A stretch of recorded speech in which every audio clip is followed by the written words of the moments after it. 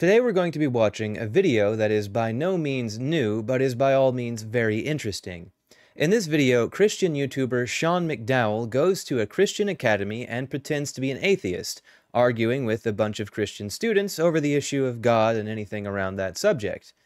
It's a wild time, and I'm sure a lot of you have already seen this video, but sometimes it can be kind of fun to revisit these things. So let's check it out and see what we can make of it. I'd be happy to just take questions. What would you like to ask an atheist philosophy professor?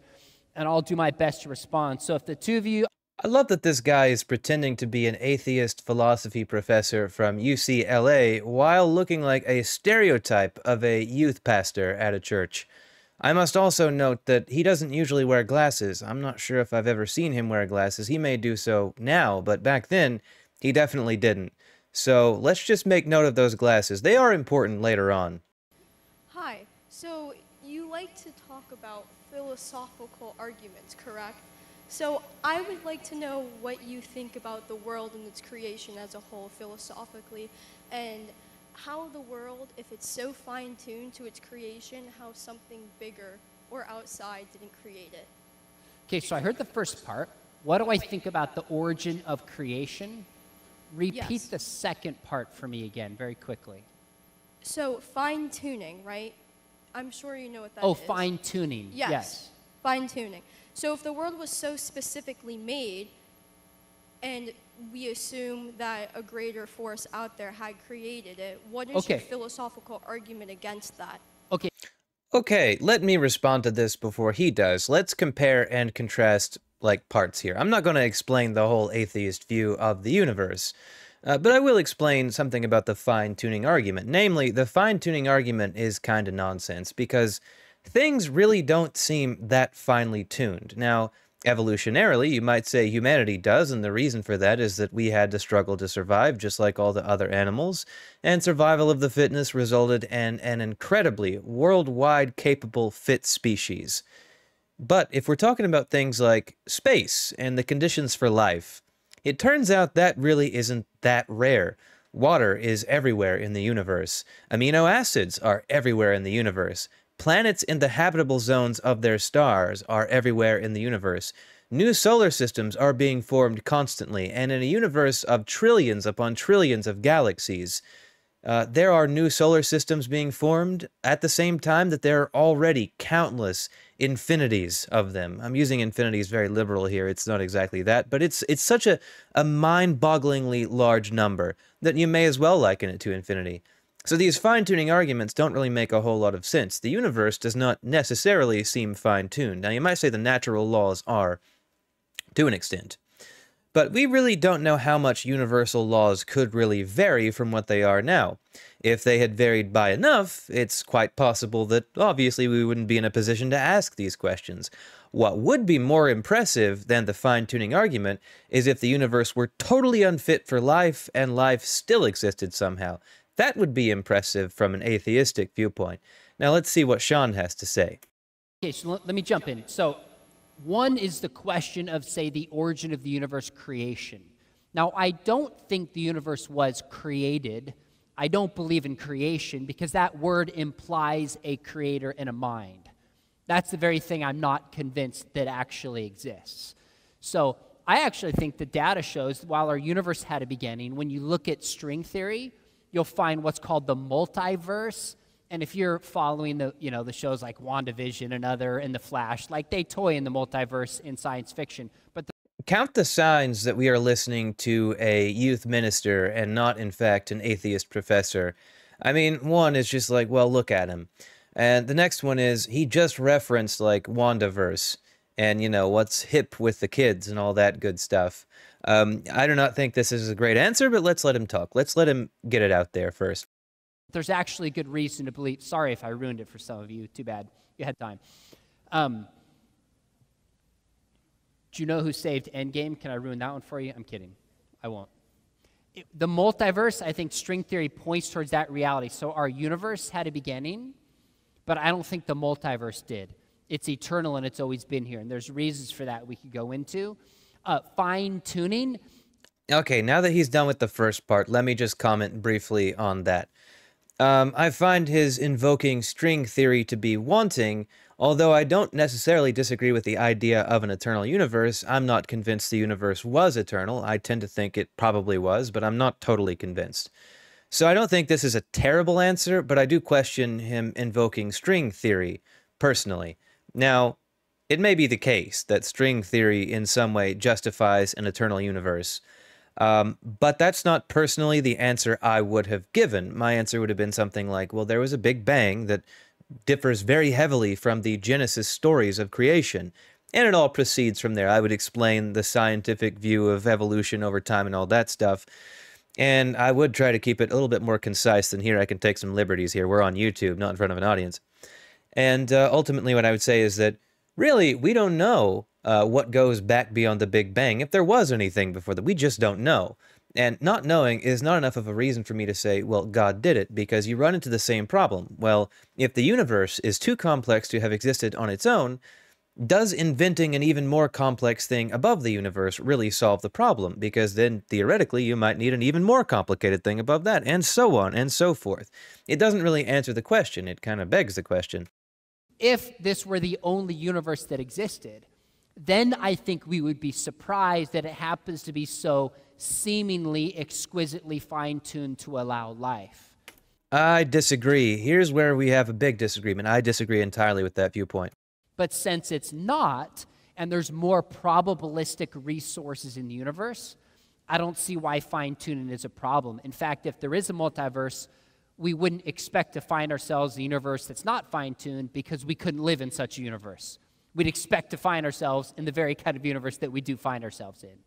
Okay, so he basically said what I said, just in a much worse way. Although I do want to, make a note here that if there isn't a multiverse, this universe is not more or less incredible than it already is. Regardless of whether you are a Christian or an atheist or something else entirely, existence is perplexing. The fact that we exist at all is a mystery. And I think that's pretty well established even in Christian theology. So it's mysterious regardless. I don't find the fine-tuning thing very perplexing because to me it doesn't really seem very fine-tuned.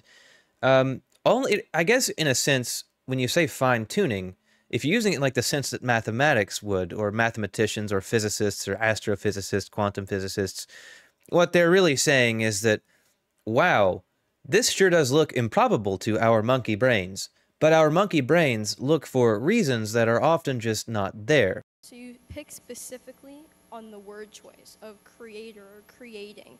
So whether or not we see that as God or something else, I just don't understand where you're coming from in the sense that thinking that this world isn't created, whether that be this universe or the multiverse as a whole.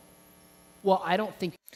Well, I think it hinges on the whole idea of creation. If I understand her correctly here, I guess she's not understanding him because he's made it seem like he doesn't think everything once did not exist and later did exist, which is perplexing for somebody to hear, I imagine. Ultimately, I think the problem is just the word choice, creation, personally. But, let's see how he answers it. The universe had a beginning. The multiverse, that's really what I mean by the universe. I don't think it had a beginning, hence it doesn't need any cause outside of the universe. Now, if you say that the universe needs a creator, then why wouldn't the creator need a creator? Why could the creator just exist, but the universe can't? He gets some credit here for repeating the argument I just made. That would be my question. So if you're going to be consistent, either they both need some kind of cause, or they both just exist. You believe God just exists. I believe the universe just exists. So minimally, we're at an impasse. So you said earlier you weren't even sure if Jesus was a real person. I'm not talking about if he was God or anything. You said you weren't sure if he was real. He might have been. I think the evidence is late and contradictory and legend-filled. So I'm not fully convinced. Okay, so he is right about some things here. The evidence for the existence of Jesus is kind of late, technically. However, there is pretty much a scholarly consensus that Jesus existed. There was a historical Jesus. Now, the question is, was he a cult leader who believed he was a prophet, Or was he literally the human incarnation of God? Which one seems more likely out of those two things? And you can extrapolate that as far as you'd like, let's say to the issue of the empty tomb, because he was almost certainly crucified. It happened to a lot of people back then. You could take that to the empty tomb. What's more likely? That somebody literally came back to life after 3 days, or that the body was stolen, or that it was removed by the Romans, or that it was removed by the apostles, which would technically be stealing, that it was never there, that he was not actually dead and just like got up and was like, okay, I'm heading out. All of those things, no matter how unlikely they are still more likely than he literally rose from the actual dead, okay? So I think that's like a very important thing here. We talk about history on the one hand, that somebody named Jesus existed who had disciples and was believed to be a miracle worker by some people and a nuisance by some other people. That person existed. Was he God? And I would say the answer was no. And that's where the whole mythical thing comes in. So yes, there was a Jesus, but there was not a mythical Godhead figure Jesus. So the legend filled, would that be like the Roman who believed in the, like, his gods and everything else would be blasphemy and he'd hate everything? Even him saying that he was a real person is based on legend? That's what I just wanted to Wait, make sure. Jesus saying he's a real person would be legend? No, so the Roman saying Jesus existed and Jesus was a person.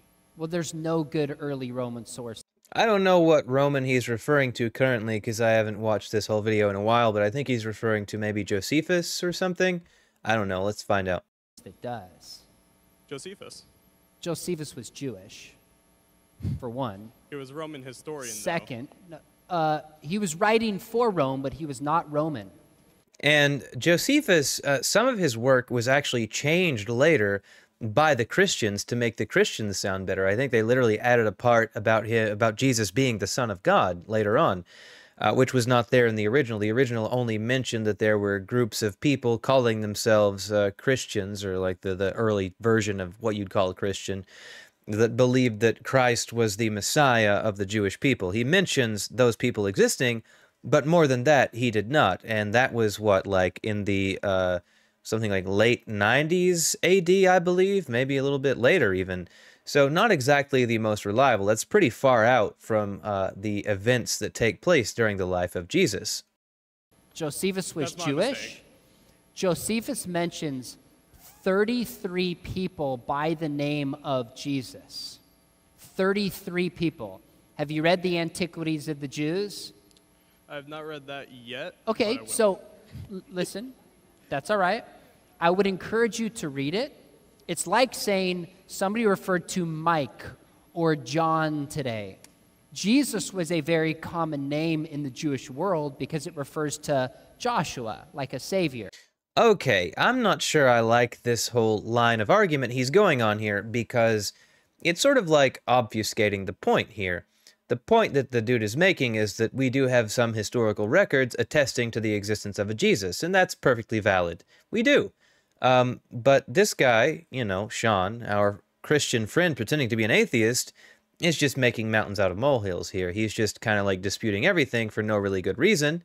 I'm not sure why he feels the need to do that. It's not something I would do, but like he is going for like a very hard atheist position here in claiming that there wasn't even a historical Jesus most likely, which again, there is a scholarly consensus from the most fundamentalist evangelicals to the most hardcore Catholics to atheists who say, well, yes, there was a Jesus. So, not a great argument, and I don't like the way he's actually going about making this argument, even if it were a better argument. So yeah, he refers to a bunch of people by the name of Jesus, but that's hardly reference to the historical biblical Jesus. Second reason I don't trust Josephus is in Antiquities of the Jews, chapter 18. Josephus allegedly refers to Jesus as risen on the third day, crucified, performing miracles, and being the Messiah. Would any Jew believe that? That is a good point. On the whole, I give this section like a 4 out of 10. But that is a good point. Good point, Sean McDowell. The answer is no. Jew by religion. Josephus is not quoted for the first 8 centuries of the church. It's not really the 10th century that any church historian quotes Josephus, because the passage that allegedly refers to Jesus was tweaked and interpolated and not actually written by Josephus. Correct. You know, one of the things that amazes me most about this video is that it seems like Sean actually has a pretty good grasp of basic atheist arguments and arguments against Christianity.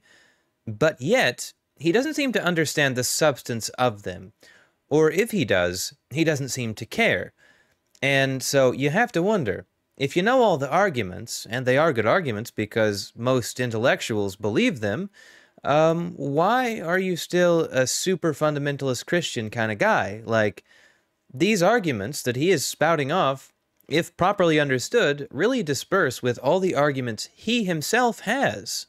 It's very curious, isn't it? I have a question about the universe. Okay. So, you said that the universe wasn't created, but how do you know that it wasn't created if we know that it is constantly dying? Like, we know that universe is expanding, right? So I think it's something of a popular misconception that the universe is dying in some way because of cosmic inflation, and things are changing constantly. Stars are dying and burning out, and black holes are forming. But the total energy of the universe remains constant. Now, you could say that the amount of energy in one area is sort of reducing as the universe expands, but even that may be something of an oversimplification. The total energy may remain the same in even those areas, just in a different way, like in the form of dark matter or dark energy.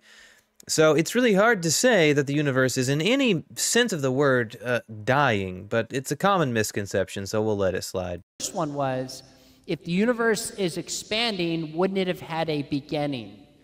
Well, there's 2 things that can be said to this. Number one is there's good reason to believe we have an expanding and a contracting universe, kind of like An expanding and contracting universe? I think you're just wrong here, Sean, but also that isn't really what he asked at all. a xylophone. And how would we believe this?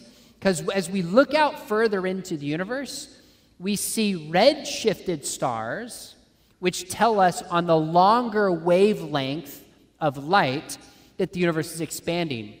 We also have some blue-shifted stars, which tells us that there's also contraction.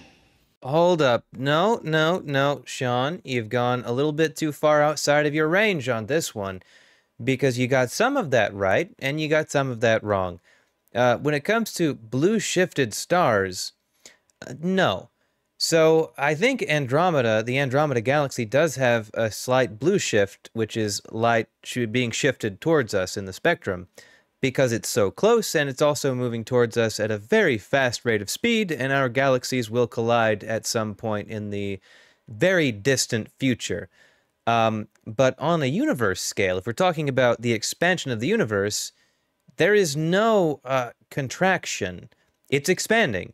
On a universe level, there is no blue shift. It's all red shift, baby, because everything is moving further away. So Sean kind of messed up here, and it's very easy to do.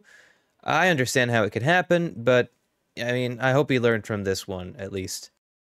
So yeah, the universe is expanding, but I think it's also contracting as well. But if it's expanding, shouldn't it be from the one point? Yes, that is what a singularity is. See, that is actually like a really logical conclusion, that it all expanded from one point. A singularity is an individual point that is infinitely hot and infinitely dense. And, of course, everything that would be the universe existed there in that one point. That's the very idea of cosmic inflation, and it seems like this guy figured it out, like, on the spot, but didn't, like, take that to its natural conclusion. But that is, like, that's a really good... I'm impressed by this guy. Unlike Sean, he actually did his own thinking here and came to a correct conclusion. Let's see how Sean responds. Why did the universe have to come from something? Then you have to ask that question for God. Where did God come from? Well, that's just kind of like avoiding the point. And the point is, yes, the universe did come from something. It came from a Big Bang. What came before that, if anything, We can't say yet. That doesn't mean we'll never be able to say, but that means there's a big question mark there. We have various ideas about what was before that, if anything, or stuff like that, but there is just a question mark there. And of course, Christian marks take that question mark and replace it with Jesus. Atheists just say, well, that's not correct. Anytime Christians have done this throughout history, they've taken some gap in our knowledge and put God there, it ends poorly for them. Because eventually we find out what's really going on, and God is pushed further and further back. The Christian God is being put in a smaller and smaller and smaller box, at least when it comes to the issue of fundamentalism. Fundamentalists have a problem with their God. Their God is not the God of the gaps, but the God of the ever smaller box. It should come from somewhere. Like, we can't deny that the universe was created and then it started to expanding from one point.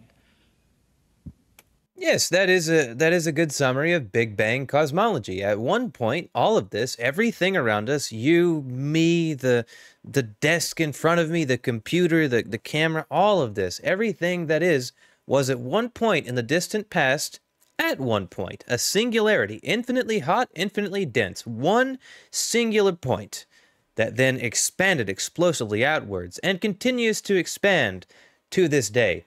We can trace things back to that, yes. As you may have noticed, there was a look of pure confusion on Sean's face during that last one, and he decided to move on, so let's also move on to the next one. So earlier, while you were addressing Madison's question, you noted that the multiverse had to be an eternal type thing in order for the beginning of our universe to be created. So, going off of that, do you believe that the components of something created needs to be in that which created it? So, like... That is an interesting question, and I hope that she clarifies it further, because I don't think he's getting it, and I don't think I really have enough information to go on either. It seems like the implication of her question might be that all of the components that make up the universe should have possibly been there at the moment of the Big Bang, which is, let's be honest, technically that's correct. Like, you didn't have all these molecules and such that were created in very different events. I mean, some elements in our universe were created only through, like, supernovas or other extreme events like those. And so you could say that, like, the precursor material was there from the moment of the Big Bang, but a lot of stuff had to be created. A lot of elements had to be created by natural reactions. So I am curious to see if that's where she's going with it. So let's find out. For example, with the creation of our world, we have intellectual minds. And from that, with the multiverse, how did the intellectual minds come, like, initiate or develop through something that didn't have that property? Ah, that is a good question. I like that question. I appreciate that one. So yeah, it does seem like she's asking about emergent properties of, let's say, the universe, if it did not come from a god, because if the universe came from a god, emergent properties can be explained by, well, God made them happen. But if you don't have a god, that whole process must look very confusing. And indeed it is, which is why people have questions like that. But it's a great question, because, yeah, we have all of these natural processes with which to explain the evolution of these things. If you think about, like, the human mind is, I guess you could say in some ways, more powerful or more distinct than other species alive today. But if you go back, you know, tens of thousands to hundreds of thousands of years ago, or millions even, you will end up seeing a lot of creatures that are very similar to humanity in terms of, like, mental capacity. I think overall it seems like humans ended up running away with the torch on that one. But we know that evolution has created things like minds and different forms and different kinds of, like, you know, let's say eyes, for example, different things nature has created, produced again and again over time. I mean, the evolution of eyes has happened independently dozens and dozens of times in Earth's history. The form of a crab has evolved over and over throughout the history of evolution. So these are emergent properties, and that's a good question. But the answer that I would have to give here would be that the thing does not have to be present in what produced it for it to emerge. emergent properties aren't necessarily reliant on that. I think computer code is a great example there, because I am no expert programmer by any means, but I have messed around with programming my whole life, and sometimes I'll design little programs here and there. I've designed like little fake Pokemon games or stuff like that, just small things. And sometimes I'll be working on a program, and I'll do something, and the program works, and I'm not sure what I did that makes the program work. So I have to go back and start like intentionally breaking things to figure out what I did to make it work. And a lot of the time, my first, second, third guesses are completely wrong. Maybe I should test more. Maybe I should use more, you know, like, what's it called? The control system, the filing systems, whatever it is. Maybe I should use that a little bit better. But regardless, you do get emergent properties in unexpected ways. Now, that's not like very comparable to evolution as a process, but it is something. And I think it's something you can understand, that yes, sometimes accidents do create very wild outcomes, and the evolution of humanity is just one of those. So let's see how Sean responds. Okay, so if I understand, you're asking the question of consciousness. How did a universe that seemingly at the beginning was physical do things like minds emerge through that process? I love his confusion here, but you know, minds are also physical. I mean, the experience of having a mind is nothing if not a physical one. I mean, these are electrical impulses flowing through your brain matter, and what you see is just like your brain processing the outside world through the inputs it is given. And same for your hearing and your sense of smell. All of these things just link back to your brain and the electrical impulses within.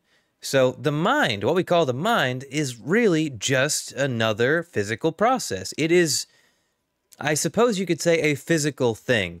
Now, I might be simplifying things a little bit too much here. I know there's a lot of different philosophers out there who would disagree with that entirely, and probably a lot of scientists, neuroscientists, who might say, well, that's not exactly correct, but, you know, I'm not a neuroscientist, so it does seem to me, though, like the mind can be perfectly explained physically and doesn't need to have any spiritual or like, you know, metaphysical implications about it.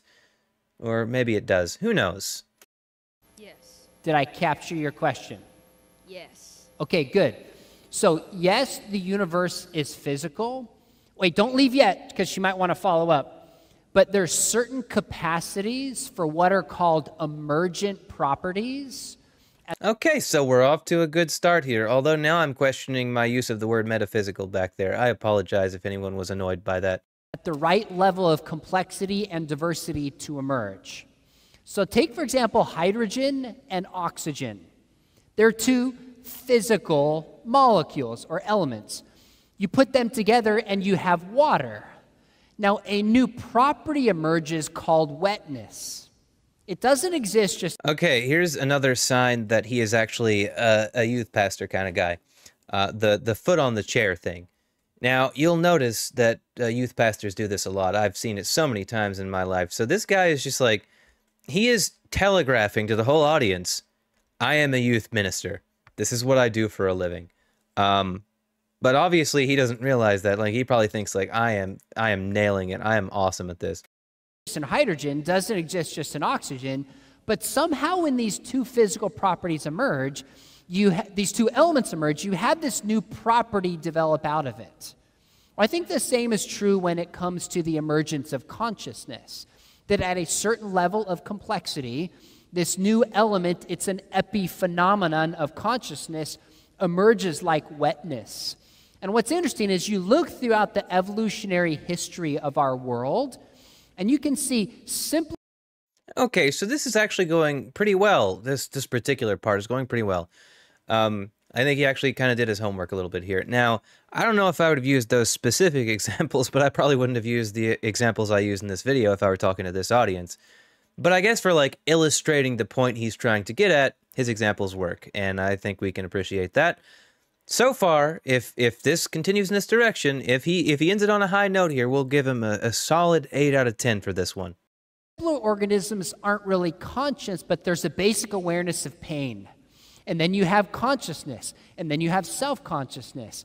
You have this increasing complexity go on as the evolutionary story unfolds. Okay, so that is just about one of the worst explanations of evolution that I have ever heard in my whole life. Um, he is a YouTuber, so he does engage with like YouTube people. He's done debates and discussions and that sort of thing, responses. So there is a chance that he could see this video. And if he does see this video, and if he does get this far, I would like to ask, Sean, if you see this, please tell me in the comments, before you make a video about this video or whatever else, please comment on this video and tell me one thing. Have you ever read Richard Dawkins' book, The Greatest Show on Earth, The Evidence for Evolution? Because if you had, you would have had a much better example set to go on there than the one you just used. So if you ever want to do this again, I don't know if you will. I assume you still give these talks, maybe not just like pretending you're an atheist straight up, but maybe devil's advocating as an atheist, knowingly. You could get some great examples from that book for this kind of thing.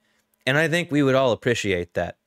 If you don't follow an afterlife or a sort of meaning of life right now, a sort of greater purpose, where do you personally and where do you suggest others find vocational motivation?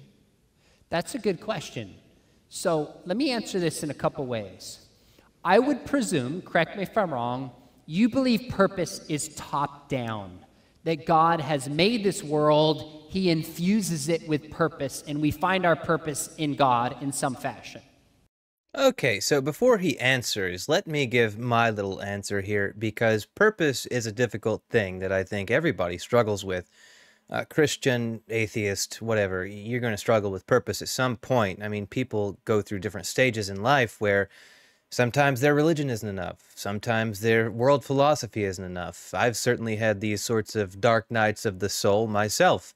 I am kind of a born nihilist, so I will go back and forth between how to feel on things. I try to live in basically an existentialist way. And what that means for me is essentially that I try to make my own purpose and my own meaning.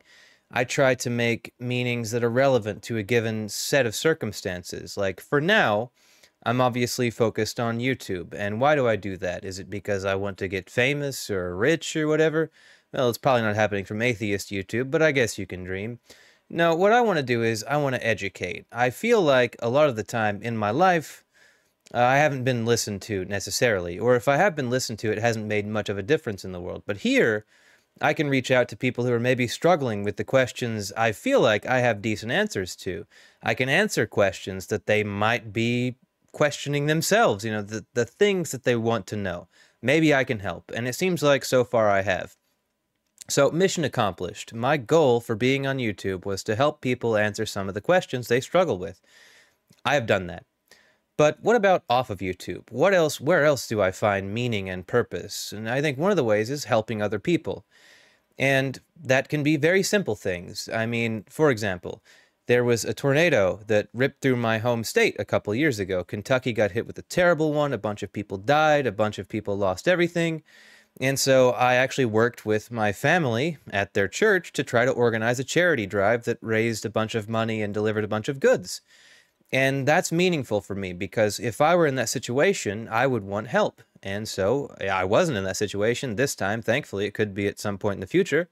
So I reached out to help other people. Same thing with the Kentucky floods where a bunch of people lost everything. I mean, they were absolutely devastating, literally like a 1 in 1,000 year flood in some parts of Kentucky. And again, I tried to rally the resources as best I could. I don't have many of my own, so I got on the Christians, of course.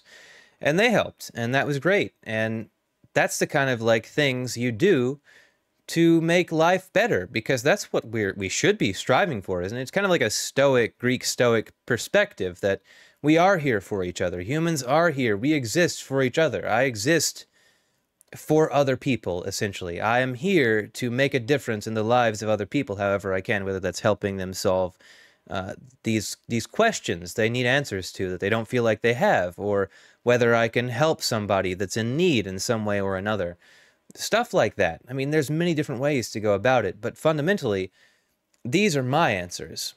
And finding these answers has not always been easy, but I've just went through some trial and error. What makes me feel best? What are the best moments in my life? Well, those were the moments where I was giving something of myself to help someone else. So I try to do as much of that as I can within reason. You can't always, but it's a good starting point. Now let's hear what Sean has to say. Is that fair? Fair, yeah. Okay. I think purpose comes from the bottom up. I don't think there's a God. I don't think there's a grand design.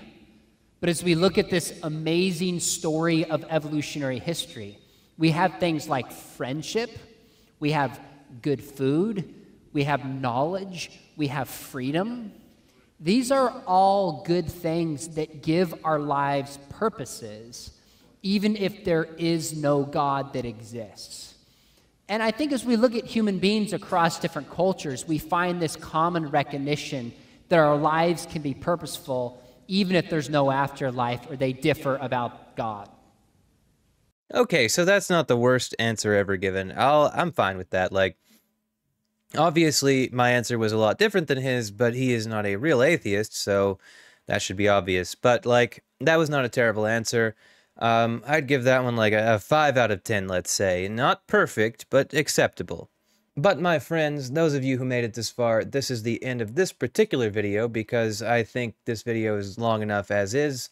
And we will be revisiting this very soon. I do intend to make more videos on this particular video. It is a very interesting one, so I would like to cover more of it. So expect those in coming days, and hopefully you'll enjoy it.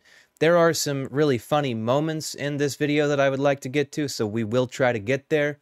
But I hope it's been enjoyable for you, and I hope you have a fantastic day, evening, night, life, whatever. I just hope you enjoy it.